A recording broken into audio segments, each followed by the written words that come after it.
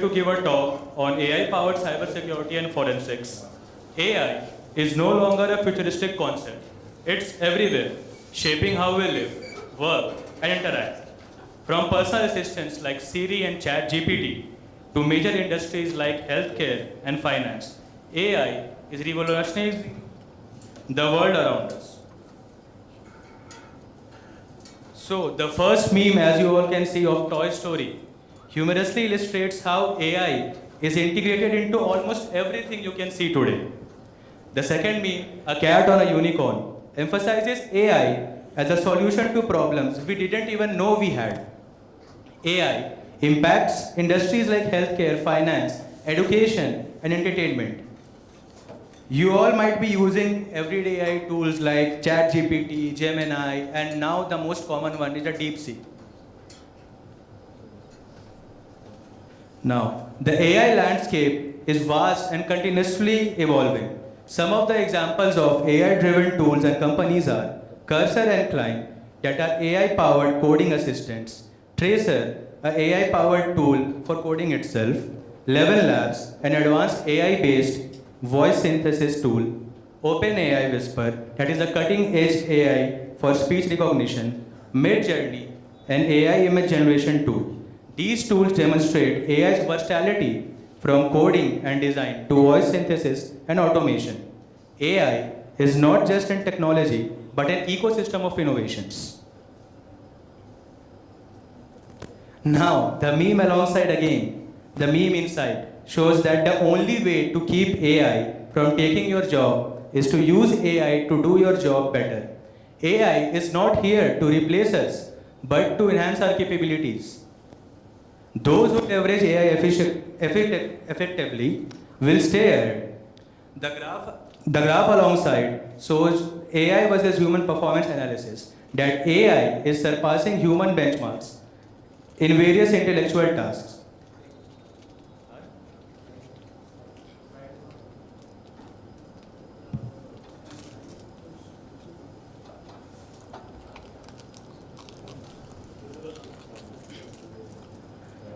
So the graph I was talking about shows the performance analysis between AI and human in various classifications such as image classifications, understanding languages, visual representation. AI is even advancing in complex fields like mathematics. So the key takeaways from my spoken slides are that the AI boosts productivity and efficiency. Industries are adopting AI and thus are growing faster. Learning AI is no longer optional, but essential. Now I would like my fellow speaker Ashish to continue. Okay, so coming on to the next section, the Sherlock Holmes of digital forensics. Now let me ask all of you, have you ever come across a field in the modern world which is not impacted by artificial intelligence? Don't say digital forensics because that would be a giveaway. So maybe you've come across any field of such, not impacted by artificial intelligence that much. Anyone? So it's quite difficult to think of such a field. Now you must be wondering why forensics is not affected by artificial intelligence. I'll answer that in just a minute. Okay, so here are some of the numbers which you can see. So only in 2024, more than 700,000 cybercrime cases were registered, and only 8.1% of them were solved. That is less than 60,000 cases. And the time period for solving a case is 3 to 5 months, which is a long time for something that is available on the culprit's laptop. Now, why is this, you may ask? This is because still in the forensic department, no artificial intelligence has been integrated. They are following all the primitive methods like humans going across data, large amounts of chats and call records to search for evidences. As you can see, the facts and figures over here show it clearly.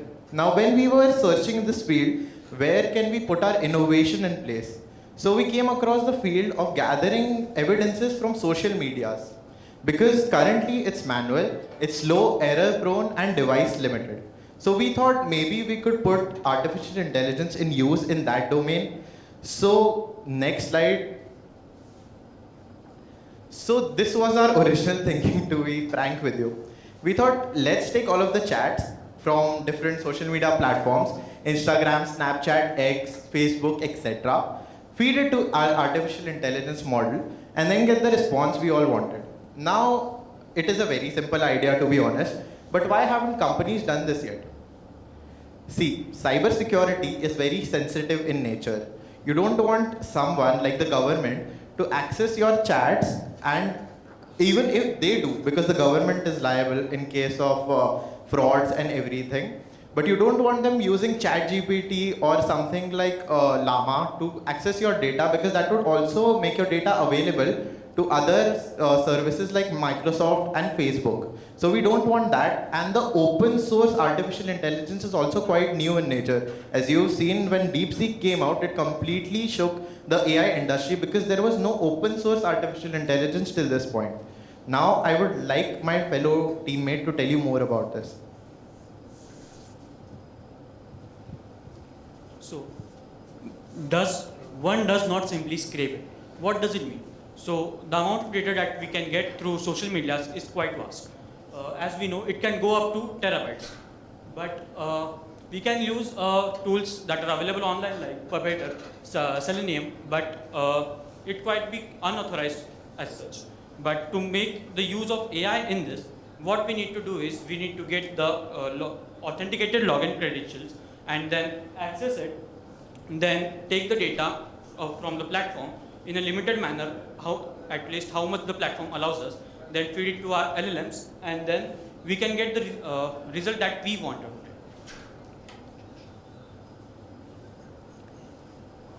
So, how to get raw data from real insights? So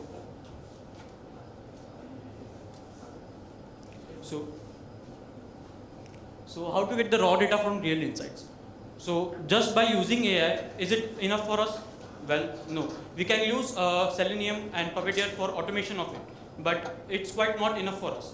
So what we need to do is use AI with the help of RAG.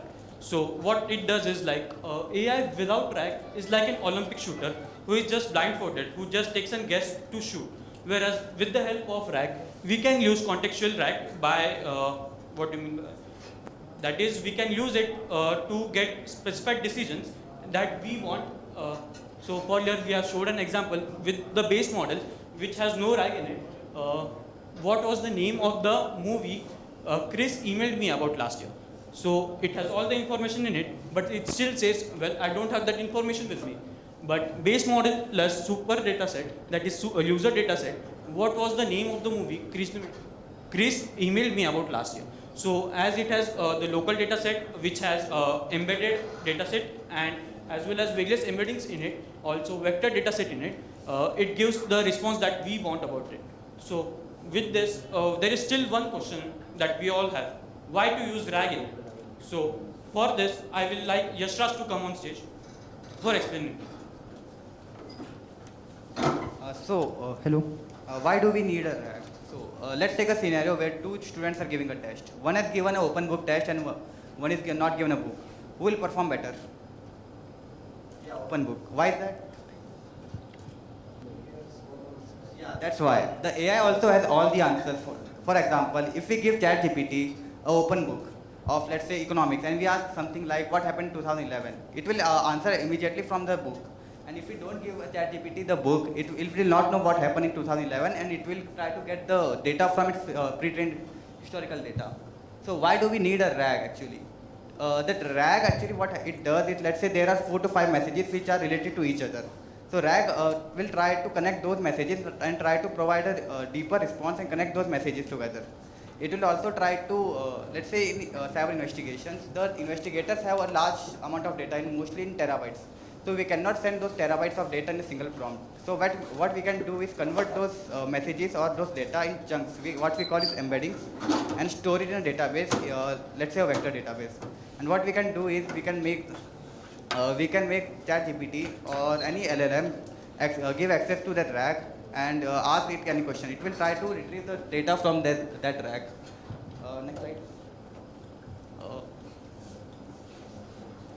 Yeah, the AI is blind spot. Like as you can see in the meme, it says why are you biased and wrong so often? Because you built and trained me. That is because the chat GPT or any LLM is trained on prehistorical data that has many biases. So that that prehistorical data is scraped from such as Reddit or Instagram or let's say X. So all those posts or all those data is written by a human which contains currently a bias. So what we can do to solve this is train the large language model on large conversation data or forensic data and filter out the biases from that. Now I would like to call Ashish to show our prototype.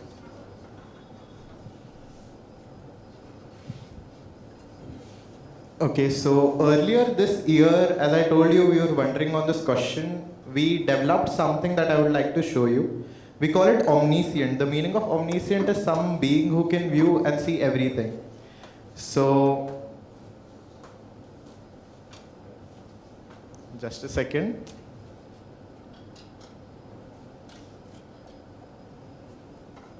Yeah. So here is Omniscient. Okay. At the top left, we have a risk level analysis that the artificial intelligence analyzes the chats and provides us with a summary of how risky the chats were out of 100. Next is the suspicious chat section, where all of the suspicious chats appear at the top of your page.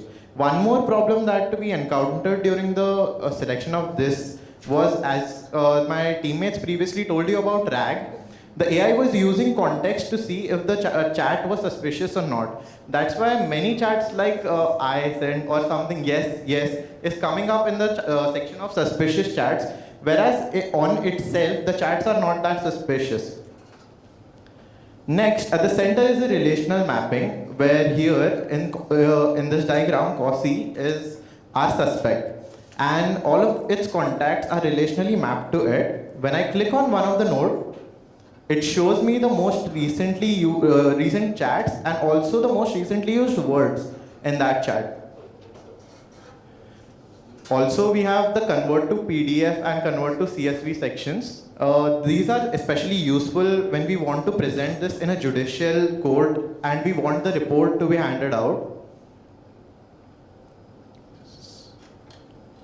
So, as you can see over here, all the chats are organized for presentation.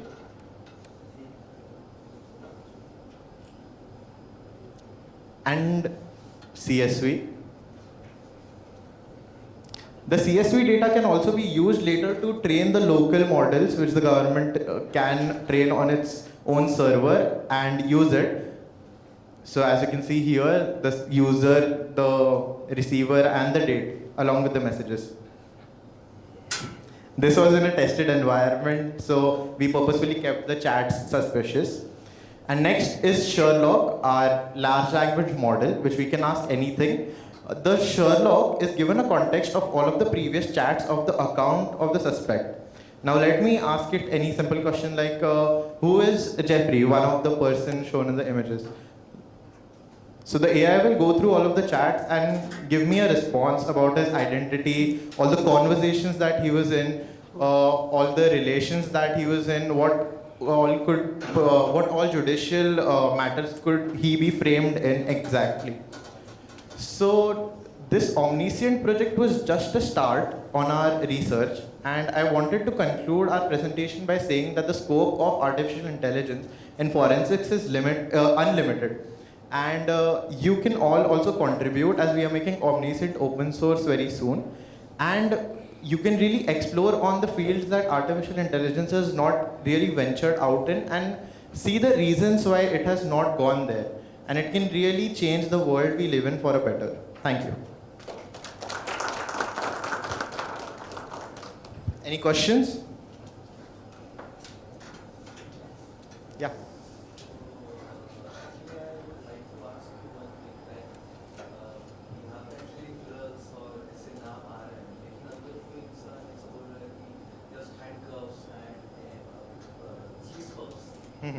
Right. So this is also known as covering up, जो कि बहुत ज़्यादा commonly use up होता है attacks में. So that's why we've also used words like cake and words like pastry also in our chats.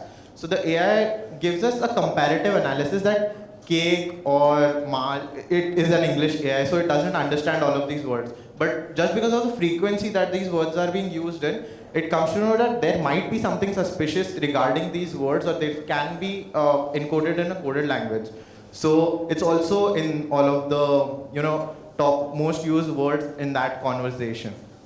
So you can also train it further, as I said. So this was only maybe like 30 chats and still is giving so good of a result. So if a large language model is put on to use to an account which has hundreds and thousands of chat, it can really exponentially increase the ability of that artificial intelligence model.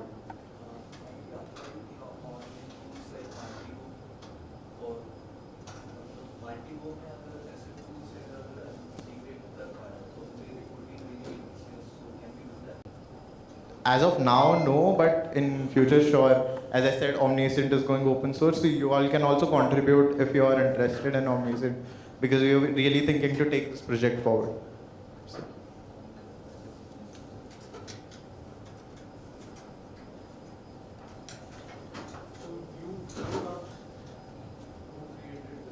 Yes, yes. We are actually scraping it from Instagram. We have simulated suspicious chats shown in the left side of the screen.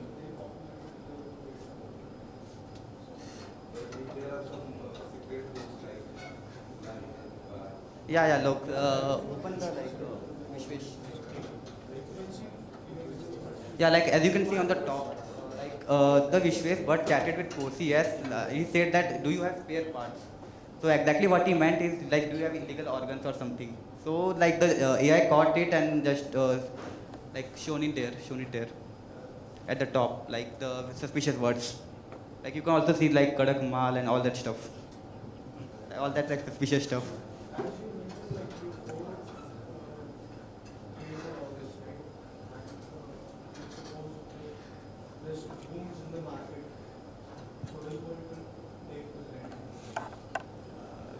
Before. Like I was the lead developer of this. Not yet, like not this one. Like we have conversation data of forensics, for example. Yeah, we can.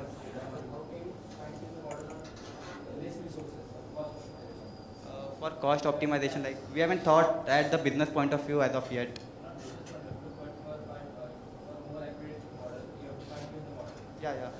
Yeah.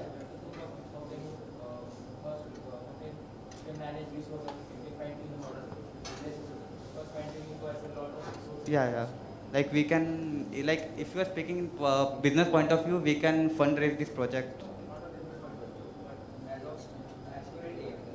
Like we can just get the data from like data sets. It's just fine tuning the process. For fine tuning, we need a lot of systems. For that, we need money. Yeah. Like I have heard of it.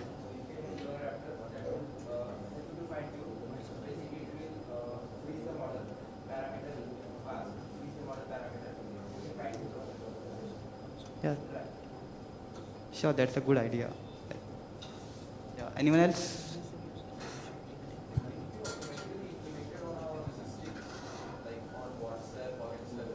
Actually, on WhatsApp, we cannot scrape data. WhatsApp is actually encrypted. For like other platforms such as Instagram and X, we can just log in with the credentials and get the data. The logging in and getting the data part is hard, as explained by Dhiraj. We have to bypass the rate limiters and AI bot detectors.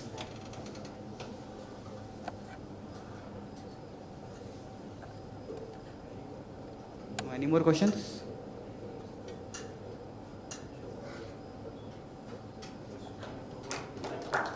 Thank you.